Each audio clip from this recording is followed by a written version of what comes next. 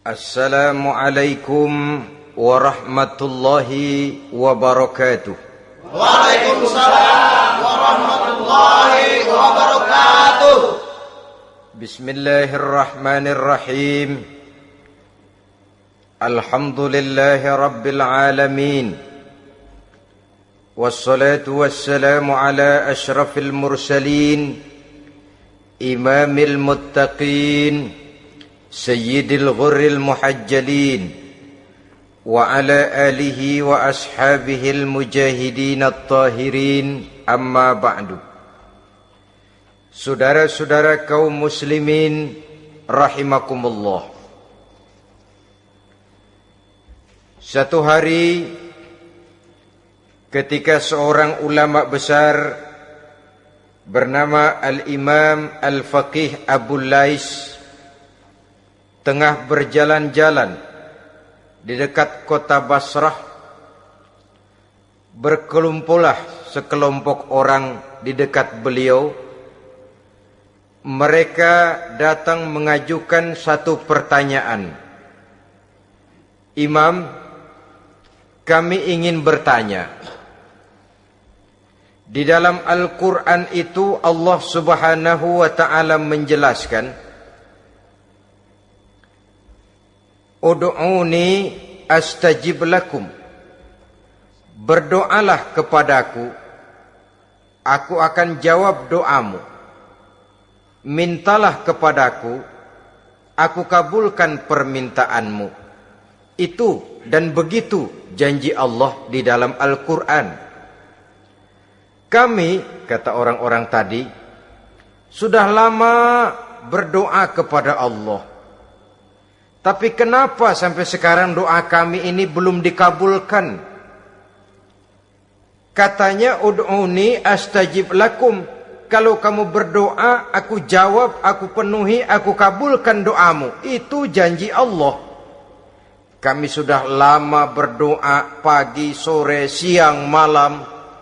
Nyatanya sampai sekarang doa kami belum dikabulkan. Ini bagaimana? Apa ayat Quran salah? Apa Tuhan lagi lempengan gak denger?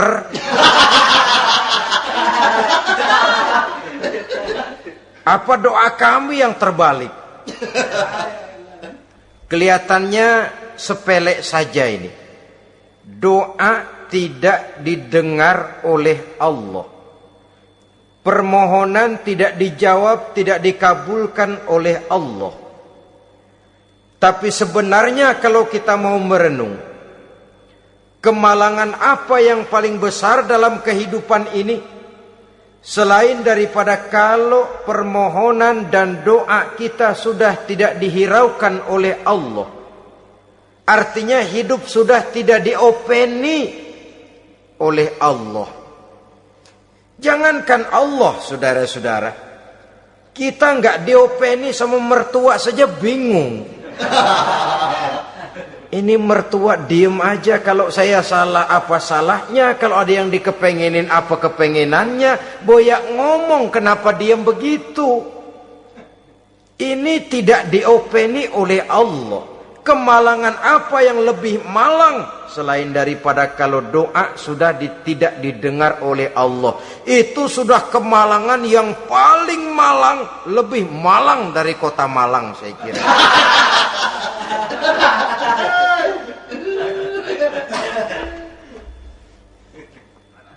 Menghadapi pertanyaan ini, Imam Al-Faqih Abu Lais senyum. Lalu beliau berkata, tuan-tuan, tahu kenapa doa tuan-tuan tidak dijawab, permohonan tidak dikabulkan, Allah sudah tidak memperdulikan tuan-tuan ini?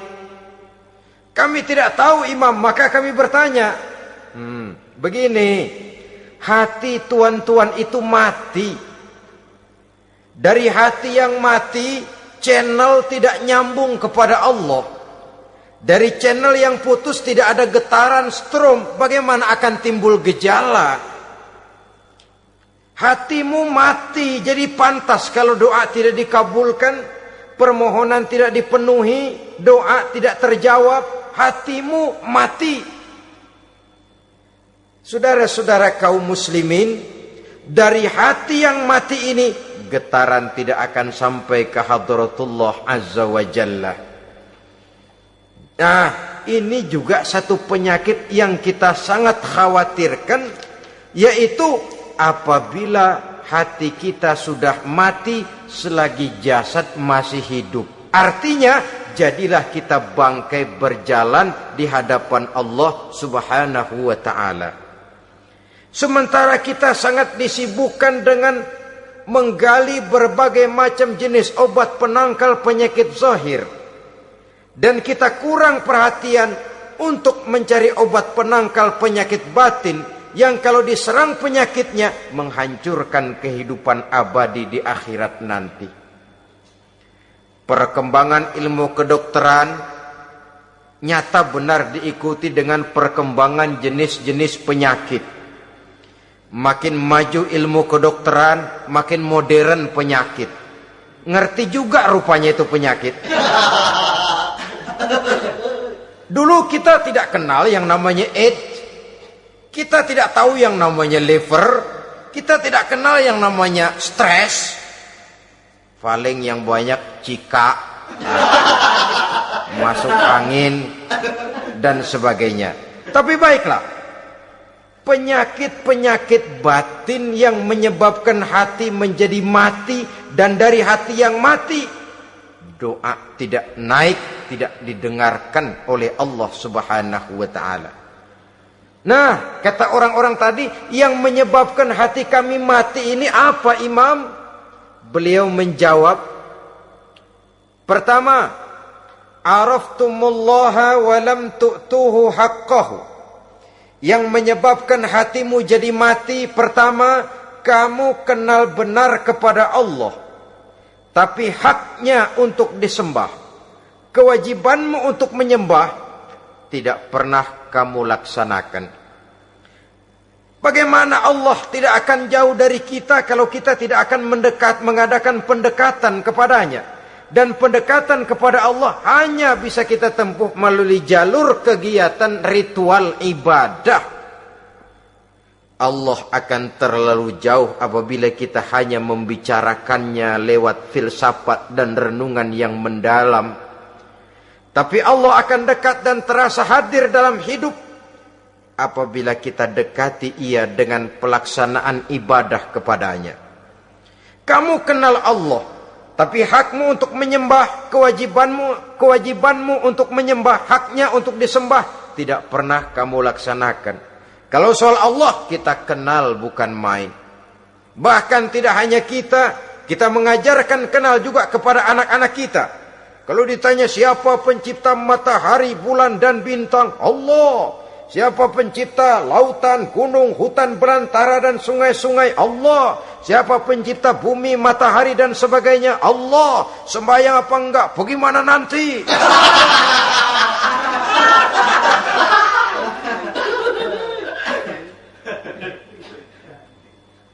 Tanpa pendekatan, Allah akan jauh. Apabila Allah jauh, maka doa tidak akan didengarkan olehnya. Oleh sebab itu, logika mengajarkan kepada kita, berpayahlah dulu, wa mal ladzatu illa ba'da ta'ab, inna ma'al usri yusra. Di balik kesulitan menunggu kemudahan. Nikmat baru akan terasa, kelezatan hidup baru akan terasa setelah kita jerih payah banting tulang peras keringat. Rasanya memang lebih nikmat sepotong singkong hasil cucuran keringat sendiri ketimbang roti dijejelin orang. Ini berarti kita ingin mohon pertolongan kepada Allah, sementara dengan Allah sendiri kita jauh. Sama saja dalam kehidupan kita analoginya, saudara-saudara. Orang tidak kenal kepada saudara, tahu-tahu jauh dari saudara, tahu-tahu datang mau minjem duit. Apa kesan saudara? Enak aja, kenal enggak, dekat enggak, datang-datang mau minjem duit. Emang duit percetakan bapak lu?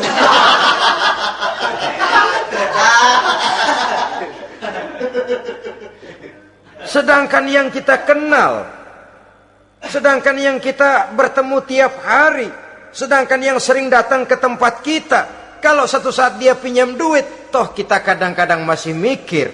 Apalagi datang nggak pernah, berkunjung nggak pernah, ngobrol nggak pernah, apalagi kenal juga nggak pernah, datang-datang mau minta, macam apa? Datang nemuin Tuhan setahun 2 kali, Idul Fitri, doang sama Idul Adha. Doa cerewet banget, apa aja diminta. Saudara hadirin, bagaimana doa akan kabul, permohonan akan dijawab? Jikalau kita jauh dari Allah, kita kenal Allah, haknya untuk disembah, kewajibannya untuk menyembah, tidak pernah kita laksanakan. Itu yang menyebabkan hati kita lalu menjadi mati. Padahal mengenal Allah, setelah mengenalnya, mengadakan pendekatan kepadanya melalui ritual ibadah yang dicontohkan oleh Rasulullah Sallallahu Alaihi Wasallam. Ini hal pertama yang menyebabkan hati jadi mati. Kamu terlalu kenal Allah tapi tidak pernah menyembah kepadanya. Sama aja orang kerja kagak, habis bulan mau minta gaji. Karena kita jitak kepalanya. Macam apa? Kerja enggak, tahu-tahu datang mau minta gaji. Kerja dulu yang baik, habis bulan baru enggak diminta pun memang sudah ada jatahnya. Ibadah dulu kita kepada Allah. Soal Allah memberikan karunia kepada kita, itu hak Allah. Apabila kita dekat dengannya, ibadah yang kita laksanakan benar, karunia itu akan datang kepada kita. Saudara-saudara, yang kedua yang menyebabkan hati jadi mati, qara'tumul Qur'an walam ta'malu bih. Kamu baca Al-Qur'an tapi ajarannya tidak pernah kamu amalkan. Kamu baca Quran tapi isinya kamu injak-injak. Sehingga ada peringatan dari Rasul Sallallahu Alaihi Wasallam. Beliau bersabda, "Iza azzamat ummatid dunya wa fi riwayatin dinaron wa dirhaman nuzi'at minha haibatul Islam. Wa iza turikatil amru bil ma'rufi wan nahyu 'anil munkari hurimat 'alaihim barakatul wahyi. Wa iza tasabat ummati saqatat min 'ainillah." 3 peringatan keras tapi yang merupakan gejala penyakit kita umat Islam diperingatkan oleh Nabi kita. Pertama, iza azzamat ummatid dunya. Apabila umatku telah terlalu mengagung-agungkan dunia, apabila umatku telah jatuh menjadi umat yang materialistis, segalanya diukur dari sudut keduniaan saja, nuzi'at minha haibatul Islam, maka akan dicabutlah dari mereka kehebatan agama Islam. Hilang kehebatan Islam apabila kita jatuh menjadi umat pengagung dunia, penyembah materi. Nilai kita, keberadaan kita tidak dihargai orang lain. Orang memandang kita remeh saja. Orang Islam gak ada apa-apanya, bayar aja. Bisa dibeli, bisa diatur, bisa dikerjain, garap saja. Nuzi'at minha haibatul Islam, hilang dari mereka kehebatan Islam ini. Kenapa? Mereka telah mengagungkan dunia dan menjadikannya sebagai tujuan. Padahal dunia cuma alat, materi cuma alat, harta cuma alat. Yang kedua, wa iza turikatil amru bil ma'rufi wan nahyu 'anil munkari hurimat 'alaihim barakatul wahyi. Apabila telah ditinggalkan amar ma'ruf dan nahyi munkar, maka hilanglah keberkahan wahyu. Ini yang ada hubungannya dengan masalah kita. Kita baca Quran, kita tidak amalkan isinya. Bagaimana hati tidak jadi mati?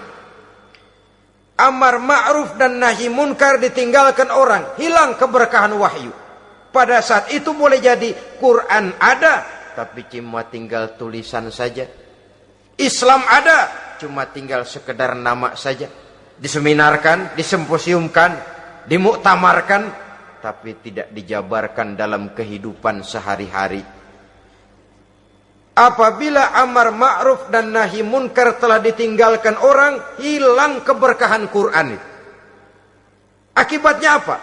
Apabila amar ma'ruf tidak lagi digalakkan orang, nahi munkar tidak dilaksanakan orang, lalu orang menilai sesuatu menurut seleranya sendiri. Mana yang ma'ruf, mana yang munkar, tidak ada lagi patokan utama. Kalau baik kata otaknya, dia kerjakan. Tidak baik menurut otaknya, dia tinggalkan. Agamanya adalah otak, berhalanya adalah akal. Akhirnya umat kehilangan pedoman. Tidak lagi jelas mana batas yang ma'ruf, mana batas yang munkar. Dalam kondisi sedemikian, akhirnya akan terjadi penjungkiran nilai. Paling celaka nantinya, yang ma'ruf malah dianggap munkar, yang munkar malah menjadi ma'ruf. Peringatan ketiga dari Nabi, wa iza tasabat ummati saqatat min ainillah. Apabila umatku sudah saling berbantahan, apabila umatku sudah saling caci memaki, saqatat min ainillah, jatuhlah mereka dalam pandangan Allah Subhanahu wa taala. Hilang wibawa umat yang sudah saling mencaci maki, saling menjatuhkan, saling gasak, gesek, gosok. Justru agama menganjurkan kita ini saling asah, asih, asuh. Kadang yang kita praktekkan, kita ini saling gasak. Yang kedua, saling gesek. Yang ketiga, saling gosok. Gasak, gesek, gosok. Kacau kita ini. Saling gasak, menjegal kawan seiring, menggunting dalam lipatan. Saling gosok, fitnah sana, fitnah sini. Saling gesek, sikut kiri, sikut kanan. Tidak peduli orang lain luka dan sebagainya. Yang penting dia bisa nangkring. Jatuh kita dalam pandangan Allah apabila umat sudah saling mencaci maki. Maka kita kembali kepada persoalan, hal kedua yang menyebabkan hati jadi mati, qara'tumul Qur'an walam ta'malu bih. Kita baca Al-Quran, tapi ajarannya nyaris tidak kita amalkan di dalam kehidupan kita. Akibatnya hati lalu jadi mati. Itu yang kedua. Yang ketiga, yang menyebabkan hati jadi mati dan doa tidak terjawab, idda'aitum annakum min ummati Muhammadin sallallahu alaihi wasallam walam ta'malu bi sunnatihi. Kamu mengaku, kamu memproklamirkan diri sebagai umatnya Nabi Muhammad, tapi sunnahnya tidak pernah kamu amalkan. Malahan perkembangan paling akhir, bukan saja tidak mau mengamalkan sunnah, malah mengingkari sunnah. Inna lillahi wa inna ilaihi raji'un. Oh, Nabi Muhammad itu manusia biasa seperti kita. Sebagai manusia dia bisa salah. Dan ternyata hadis banyak yang palsu. Yang otentik cuma Quran. Selebihnya adalah sejarah. Tidak ada itu sunnah. Langsung saja kepada Quran. Oh, hadis itu bukan sumber hukum. Oh, tidak perlu mengamalkan sunnah. Saudara-saudara kaum muslimin, mengaku kita umat Nabi, tapi sunnahnya kita campakkan, tidak kita amalkan. Setelah tidak kita amalkan, kita campakkan. Setelah kita campakkan, kita ingkari pula. Inna lillahi wa inna ilaihi raji'un. Bagaimana hati tidak jadi mati? Kalau siang malam kita memproklamirkan diri sebagai umat Nabi Muhammad, sementara sunnahnya kita campakkan, kita abaikan, dan kita ingkari dia, sunnah itu.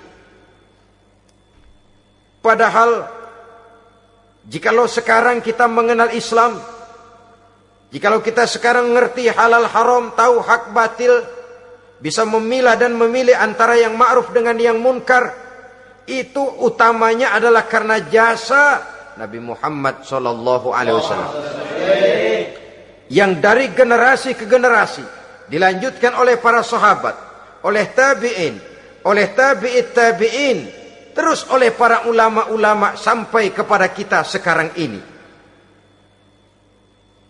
Walaupun beliau hanya berfungsi sebagai penyampai, tapi kepribadiannya dijadikan model oleh Allah Subhanahu wa taala di dalam kita melaksanakan kehidupan beragama. Bahwa beliau manusia seperti kita, memang dalam arti unsur biologisnya ya manusia, punya darah, punya daging, punya hati, punya perasaan, bisa sedih, bisa gembira. Tetapi beliau itu termasuk basyarun la kal basyar, manusia yang tidak seperti manusia pada umumnya, punya spesifik. Dan itu wajar sebagai seorang Rasul pilihan Allah, apalagi merupakan Rasul pilihan dari sekian puluh pilihan. Bahwa jamrud itu batu memang, tapi nilainya kan berbeda dengan batu kolar.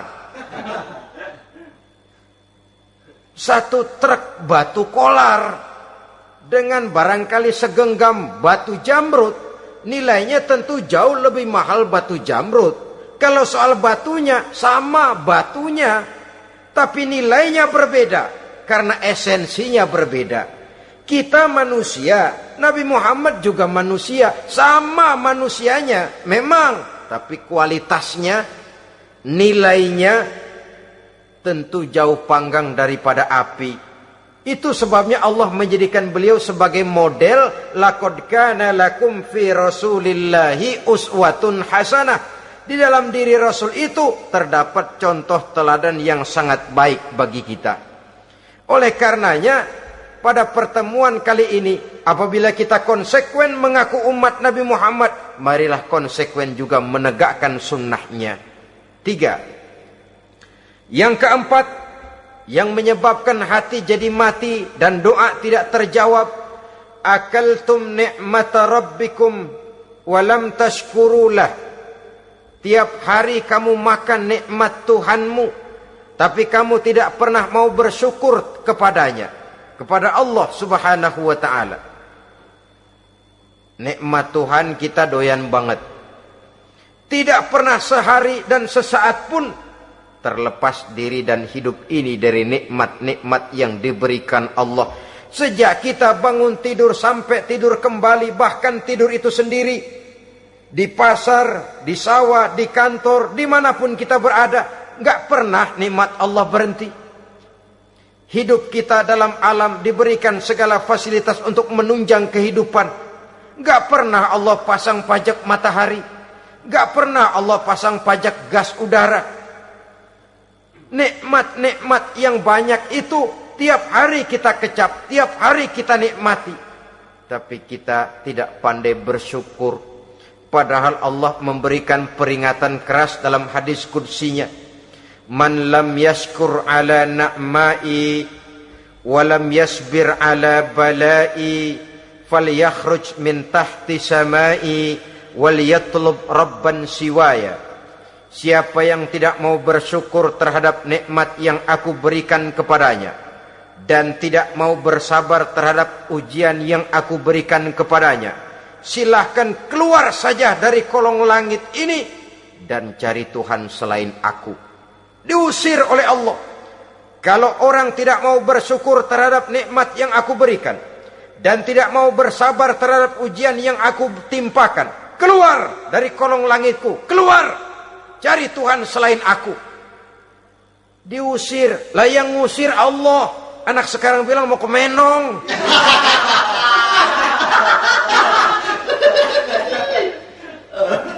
Kalau diusir kita dari Jakarta, masih bisa pindah ke Bandung. Diusir kita dari Bandung, bisa pindah ke Jogja, Solo. Diusir kita dari Indonesia, bisa pindah ke Singapura, Malaysia. Diusir dari kolong langit, mau cari langit mana lagi? Kalau kau tidak mau mensyukuri nikmatku, tidak sabar terhadap ujian yang aku berikan kepadamu, keluar saja, keluar dari kolong langitku ini, cari Tuhan selain aku. Kalau istilah kita mah Tuhan udah jengkel banget udah itu. Nikmatku, yang nikmat yang aku berikan kau makan, tapi kepadaku engkau tidak pernah mau bersyukur. Saudara-saudara kaum muslimin rahimakumullah, wajar. Kita dulunya tidak ada, sekarang ada, nikmat. Susunan biologis manusiawi kita demikian cantik, nikmat. Tinggal di bumi, fasilitas yang kita perlukan disediakan, tinggal kemampuan kita mengelolanya. Nikmat. Diberikan kita otak yang membedakan kita dengan binatang, nikmat. Diberikan kita agama, diutus para rasul untuk jadi model dalam kehidupan kita, nikmat. Kalau cara kita emang kurang apa sih? Apa yang kurang, hai manusia? Engkau tidak ada, aku adakan. Kalau aku perintahkan kau tinggal di bulan, mungkin kau tidak akan sanggup hidup. Begitu lahir juga kelepek-kelepek habis. Ya nggak ada HO2 toh di bulan, mau ngisap apa? Aku tinggalkan kau, aku perintahkan tinggal di permukaan bumi. Alamnya indah, fasilitas serba menunjang. Nikmati semuanya, semuanya untuk kamu, semuanya. Satu pintaku, syukuri nikmat yang aku berikan kepadamu. Ya bukan cuma syukur dalam ucapan, syukur dalam perbuatan. Banyak nikmat yang diterima, makin banyak dia sujud, makin banyak dia ruku, makin banyak dia mengadakan pendekatan kepada Allah. Syukur dalam artian berupa tindakan dan perbuatan, mempergunakan nikmat sesuai dengan kehendak yang memberikan nikmat itu sendiri kepada kita. Saudara-saudara kaum muslimin rahimakumullah, ini penyakit yang keempat.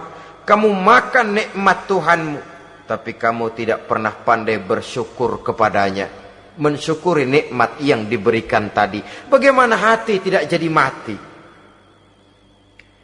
Kita sibuk mempersolek jasmani, mencari obat penangkal penyakit zahir.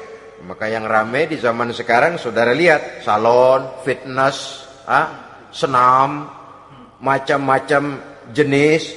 Tidak ada salahnya dan tidak ada jeleknya. Tapi kalau itu sampai melupakan kita kepada memperindah batin, memperbaiki jiwa, artinya bukankah kita perlahan tapi mempersiapkan diri menjadi bangkai berjalan di hadapan Allah. Dengan operasi plastik, yang pesek jadi mancung, yang sipit jadi belok,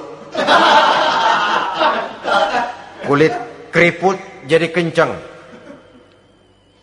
pipi terlalu cekung bisa diatur. Saudara-saudara, tapi kalau hati yang rusak, jiwa yang rusak, kemana lagi kita akan berobat kalau bukan kepada agama?